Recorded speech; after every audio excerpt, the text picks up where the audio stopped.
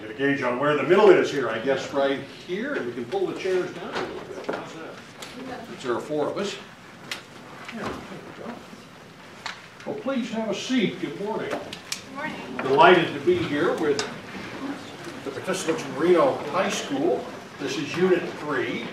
My name is Philip Crow. I'm a United States District Judge. I sit in Las Vegas, Nevada, and in Reno, where I was sitting yesterday, in fact. It's always good to be here.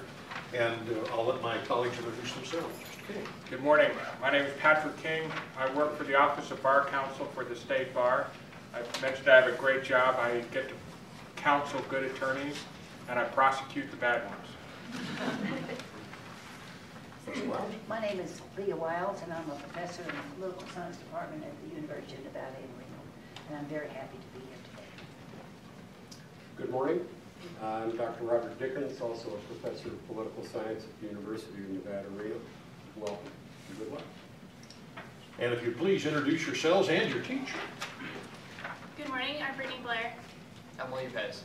I'm Ian Mastic.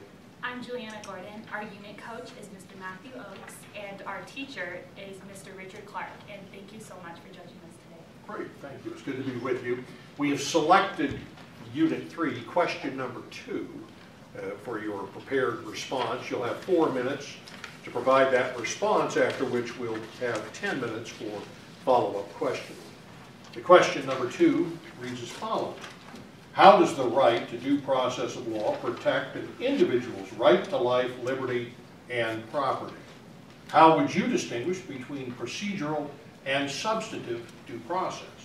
And how is due process related to natural rights philosophy and the principle of limited government? You have 4 minutes. Martin Luther King Jr. stated in a letter to Birmingham jail that law and order exist for the purpose of establishing justice. And when they fail in this purpose, they become the dangerously structured dams that block the flow of social progress. The fundamental right to due process creates the forum in which the people can protect their basic rights through questioning both the legal procedures and the fairness of the law themselves through substantive and procedural due process. The restriction on both federal and state governments through due process limits the power of these governments and protects the individual's right to life, liberty, and property. Although the Founding Fathers believed in John Locke's theory that the government existed to protect life, liberty, and property, the mechanism to fully protect these rights was not stated in the Constitution until the Due Process Clause in both the 5th and 14th Amendments. The concept of due process was first recognized in Chapter 39 of the Magna Carta, as it prevented the punishment of freemen except in accordance to the law of the land, limiting the power of King John, and setting the requirements the government must meet before interfering in individual rights. The language used in the Magna Carta is similar to that used in the Fifth Amendment, and beliefs about the limitations that should be placed on government are both ancient and evolving. The 1776 Virginia Declaration of Rights stated, all men have certain inherent rights, of which they cannot, by any compact, deprive or divest their posterity, namely the enjoyment of life and liberty. The limitation placed on the government to force laws through the judicial system allows individuals to protect their rights through both substantive and procedural due process. Procedural due process is how the government may deprive someone of their rights, and substantive due process is what rights the government may deprive and to what degree. Although the interpretation of substantive due process has changed over time, it involves the determination of fundamental rights that cannot be deprived by the government. Originally, substantive due process was used to determine economic rights through rulings such as Munn v. Illinois in 1877 and Lochner v. New York in 1905. These court decisions upheld the idea of laissez-faire policy, allowing individuals to determine how to exploit their own property in the marketplace unless the public has a viable interest, as in the Munn decision. However, in the case United States v. Caroline Products Company in 1938, it changed the focus of substantive due process from protecting economic rights to protecting individual liberties. Procedural due process has similarly changed over time to incorporate more fundamental rights, such as the right to a lawyer in 1963 case Gideon v. Wainwright. Due process, as seen through the natural rights philosophy, has likewise been developed by the courts through the previous decisions. Crandall v. Nevada in 1868 held that certain fundamental rights are so basic to freedom that the government must have a compelling interest to interfere. These rights include the right to religious freedom, to marry, to have children, and to interstate travel. Due process creates limitations on the government so that it cannot infringe upon an individual's right to determine their own health. In cases such as Roe v. Wade and the Matthews v. Eldridge 1975 ruling on the flexibility of the procedural due process. Through the use of incorporation, the Due Process Clause of the 14th Amendment applies a Bill of Rights to the states, thus applying the same limitation upon the states as the Fifth Amendment did to the federal government. Procedural due process allows all persons in the United States to have a jury of their peers and requires certain steps to be taken, such as indictment, grand jury proceeding, reasonable bail, and the reading of the Miranda rights. An individual cannot be deprived of life, liberty, or property without due process, which guarantees equal protection under the law. In cases such as the 1985 ruling of Cleveland Board of Education v. Loudermill, in which Loudermill's employment was terminated for lying on his job application, which is in essence deprived him of liberty and property without having a chance to explain. Accepting his vice president nomination, Calvin Coolidge said, "Men speak of natural rights, but I challenge anyone to show where in nature any rights were existed until there was established for their declaration a protection of duly promulgated body of corresponding laws." Thank you. Thank you very much. We'll begin our follow-up questions with Mr. King. Thank you. When we talk about the government infringing on our rights, it's a little different than the government providing the fundamental guarantees, such as health care, the right to counsel in criminal cases. The government's going to provide you counsel if you can't afford one. How do we reconcile our obligations compared to the government's, our guaranteed fundamental rights, our obligations to achieve those rights? After the ruling Miranda v. Arizona, we were then guaranteed the Miranda rights. So knowing that you have the opportunity to be read those amended rights are very important when it comes to getting caught by the law, that you know that you have a set of rights. Knowing your rights is one of the most important things in order for due process to even exist. In Matthews v. Eldridge, it was decided that three things must be decided in any case hearing. One is the personal interest involved in the case, two is the government interest in the case, and three is the risk of erroneous deprivation. So all these are taken into account to decide what degree or what is necessary for each component of liberty. There are also certain rights, such as in the case of Pyre v. Doe, in which many people believe that education should be a right. It is in fact a fundamental privilege because not all rights can be equally protected. The right to counsel is easy for the government to provide, but the right to have an education is not as easy for the government to provide. And so it's up to the people and the government to establish what is easier for the government to actually provide.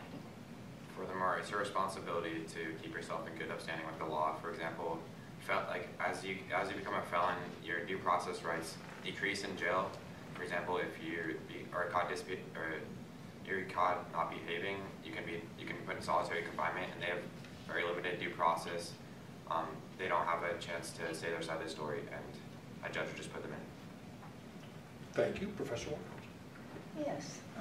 How would you describe a compelling interest? A compelling interest, especially for property rights, would be how much you rely on the interests that you're saying, such as the Matthews v. Eldridge case, because the man in this case was relying on his Social Security for disability as a sole means of being able to live. That was his sole income. And so that was a huge right for him as established whether or not he could live. That is a huge interest in this property right. I would say compelling interest is more of a classical Republican ideas of what's good for society, such as eminent domain. Taking away someone's property might be seen as unfair to that person because even though they receive just compensation, they still have their property taken away. But for the good people, a new highway or a new road could be put through their road, which would benefit the whole society. And furthermore, a compelling interest would be when you're invading someone's privacy, you have good suspicion that they are connected with a crime and you have a warrant. As seen in Jones v. U.S., you can't just put a GPS navigator on someone's car without a warrant. So that's important to weigh privacy. Thank you. Thank you. What's the doctrine of incorporation, and why has the Supreme Court been selective in using it? The Supreme Court first used incorporation through Gitlow v. New York. Although they didn't totally incorporate the rule of law, and especially having Gitlow have the freedom of speech, it did start the process of incorporation and applying the Bill of Rights to the states. incorporation is kind of misconceived as an idea that if it's incorporated, it's untouchable in a way, but it really just creates less of a fluctuation between state to state as you travel between them. It applies the Bill of Rights of the state, but it doesn't enforce that every state must have exactly the same laws in each individual state. Our selective incorporation was first started in Paco v. Connecticut, and it allows for this geographical difference that my colleague Will was talking about. For example, in McDonald v. Chicago, the Second Amendment was incorporated, but this still allows some wiggle room for the federal government to still place legislation on guns. Incorporation is also very important when it comes to social statuses, such as the 13th Amendment. If slaves weren't freed in the South, then the North and the South would still be a conflict. Incorporating that slaves are free or the right to vote in different types of social structures are very beneficial to people who travel among states and use their fundamental rights to their advantages. You've talked about several Supreme Court cases that have construed the Constitution and found substantive due process rights protected. Beyond the courts, what is the role of the other two branches in ensuring both procedural and substantive due process? Well, the executive branch has a very great potential for taking away people's due process rights. I've seen in the Trail of Tears when Andrew Jackson forced Native Americans away from their homeland without any due process, and also in the internment of Japanese in World War II. A current case going before Congress right now is the Employment Non-Discrimination Act, in which Congress is ensuring that employment is, you still have your due process when you are hired by the federal government, so they cannot discriminate against your race or your sexual activity. And so this way you still have due process and you're protected under the law. You can see due processes in more focused area and more local governments. Like my dad works for Washoe County School District, and he gets due process if you say he was fired. He gets that small due process as to when he has to be let go and to when his last paycheck is there, which is all a substantive and procedural due process, substantive to protect his property and liberty rights. Thank you. What role do you think voting has on your fundamental rights? Voting has a huge role in fundamental rights, especially seen as that women and African Americans didn't largely see a lot of their rights until the civil rights cases, but they had to first have voting rights. That's what comes with the 19th Amendment and the 15th Amendment granting these people rights. Being able to vote means that you are able to have representatives that can have your interest in government. And so these voting rights largely led to the civil rights cases. You can see this in the recent legalization of marijuana in Colorado as it went up for a voter referendum. So the citizens of Colorado decided that this is a good idea for them. And this is an example of a state acting as a laboratory for democracy. And the federal government may look at that and see how things are going there. You can see voting as a fundamental right, but also a fundamental privilege, as the fact that felons do not get the right to vote after they've been put in jail and released. They still don't have the right to vote. So you can see it as a fundamental privilege as well. Thank you. Okay. We've been in the business, I should read the first one first. No, okay, I got it. We've been in the business of incorporating rights throughout American history, and we're still doing it today. What rights do you see out there on the horizon that are likely to be recognized in the foreseeable future that are not currently recognized now? Well, not really a new right, would be just the expansion of an old one. Is the right to marry with Loving, Virginia was seen as, it was an interracial case. So the right to marry whoever you wanted is seen heterosexually. However, homosexual couples haven't had the same fundamental right to marry yet. But with more states like Hawaii legalizing homosexual marriage, I think that will be soon incorporated to the whole, as a whole. Another example of this would be our privacy rights on the internet. Our emails and our phone calls are really the letters that we have today in current times. So I think this right will expand, especially with the NSA scandal coming out recently.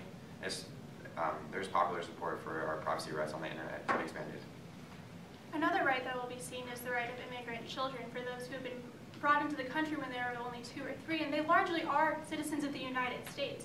And because the 9th Amendment actually allows any right that's not stated in the Constitution to be protected, this is largely going to be an issue, especially as we're moving towards more immigration reform.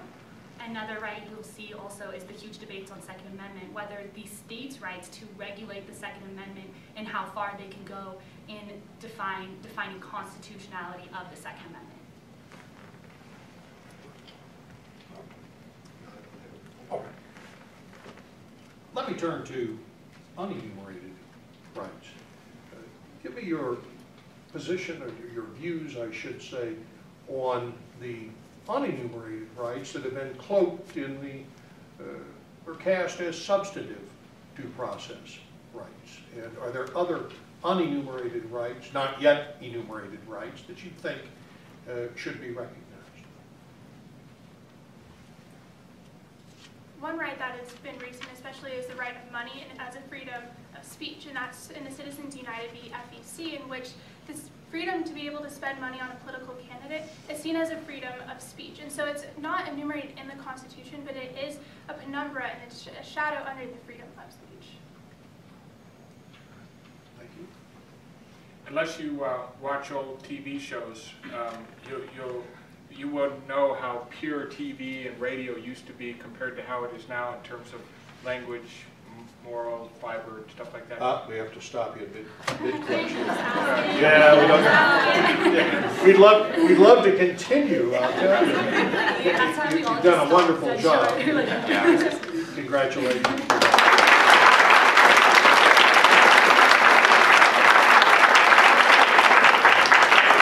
We have an opportunity, a brief opportunity, because we're under the gun to move to the next unit, but to offer some feedback, and I'll begin that. I thought you did a wonderful job of in your original presentation, supporting each other. You had some great historical explanations or examples, good explanation.